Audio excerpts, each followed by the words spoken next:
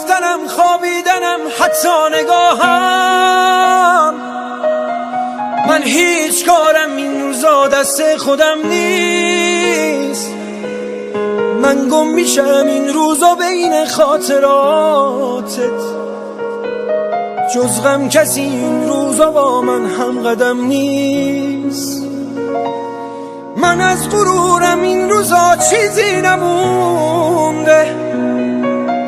وقتی که سر رو بالش خیسم میذارم، تو روزهای خوبیت من پیش روته. برعکس من آینده خوبی ندارم. تو از گذشتت هیچ چیزی بر نداشتی. اصلا نذاشتی غم تو دنیات پا بذاره. برعکس من توی گذشته گیر کردم. دنیای تو با من یه دنیا فرق داره. من دم به دم دلتنگ روزای گذشتم. چیزی که واسه تو اهمیت نداره.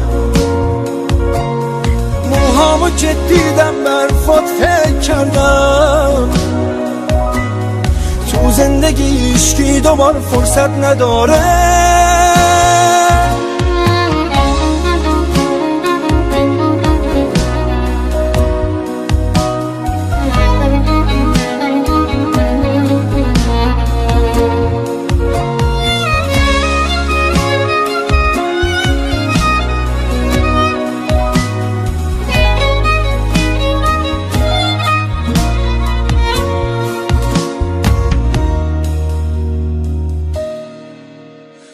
من هی به تو فکر کردم و موهام سفید شد.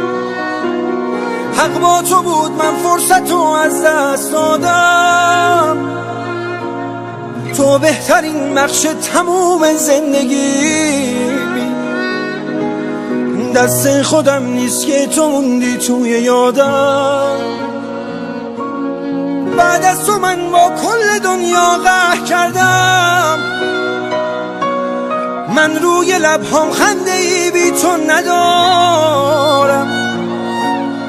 با رفتن آیندم و از من گرفت.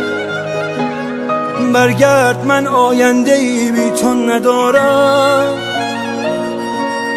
تو از گذشتت هیچ چیزی بر نداشتی.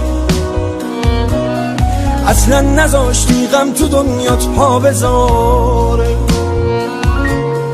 برعکس من توی گذشته گیر کردم.